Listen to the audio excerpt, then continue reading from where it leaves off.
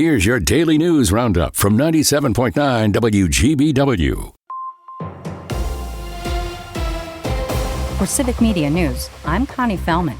A child is dead after being hit by a car in Taylor County. Authorities received a report of the incident earlier this week in the town of Aurora. An investigation shows a vehicle traveling northbound hit the 8-year-old when they stepped into the road to check the mailbox. The child was pronounced dead at the scene. The driver and other people in the car were not injured.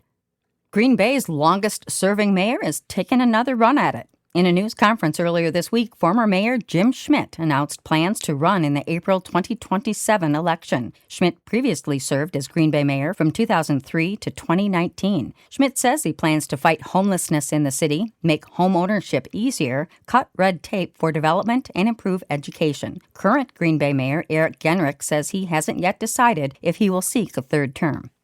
A new ordinance proposed to the Winnebago County Board is looking to stop the expansion of license plate reader cameras in the county. The ordinance asks the board to pass a law that would reduce law enforcement's access to the cameras. The proposal says the cameras would only be allowed for parking enforcement, access to controlled areas, and way stations, with data being deleted after 90 days. Winnebago County Sheriff John Motz wants to keep his department's 15 flock cameras, adding the tech has helped track down carjackers, child exploitation suspects, and more. The proposal is set to be reviewed by the Winnebago County Board's Judicial and Safety Committee.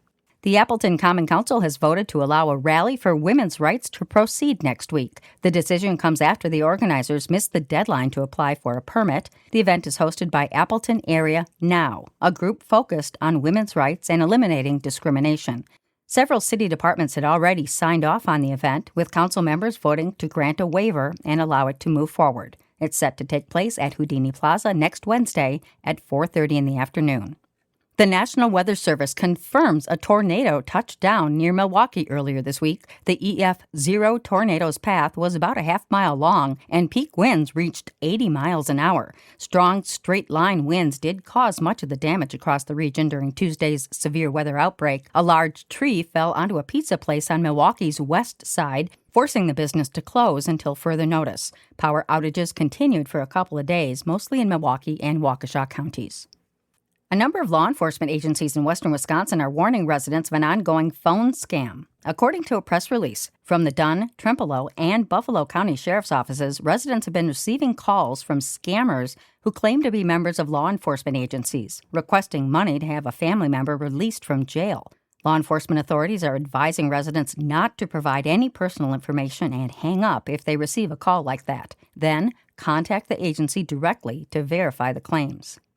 The Green Bay Common Council has approved a $750,000 grant match for the shipyard redevelopment project. It comes after the EPA awarded the city an extra $2.15 million in grant funding for the project. The total received is now at more than $7 million. The project aims to turn the vacated brownfield into a destination of recreation and tourism, including a floating dock, fishing pier, a lawn for concerts, dog park, a playground, a splash pad, and a commercial plaza. The next phase of the project is scheduled to be completed by 2027.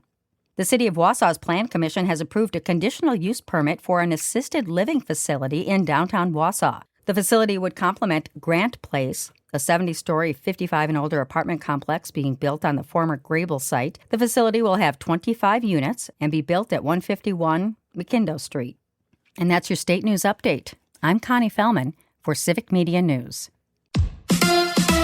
Brewer baseball this afternoon. Hi, I'm Mike Clemens with sports, where the Brewers have a late afternoon start against the Atlanta Braves. Jacob Mizorowski on the mound for Milwaukee. The Crew with a 7-4 win over the Mariners yesterday to take that series 2-1. NFL Packers tonight in Denver against the Broncos. GM Brian Gutekunst says he's excited to see running back Marshawn Lloyd off to a good start this camp after 2 years of injuries. You know, when players miss time, that's tough. That's tough on these guys. They're young guys, and they want to be out there so badly. When they get out there and they're playing football, they're usually at their happiest. He's doing a great job with his opportunities. I think he's got a chance to help us this year. In Madison, Mike Tressel asked where the Badgers defense has improved this year. You know, I feel really good about the front four in terms of depth. I think we can really keep them fresh, which is critical. I mean, it's great to be bigger and stronger and longer and all that stuff, but if you're tired up there, you know, fatigue makes cowards of us all. That's Badgers defensive coordinator Mike Tressel with Sports on Mike Clemens. Mostly cloudy with a slight chance of showers, maybe an isolated thunderstorm today, high in the upper 70s to near 80. Tonight, some evening showers or thunder showers, then clearing with a low of 62. Tomorrow,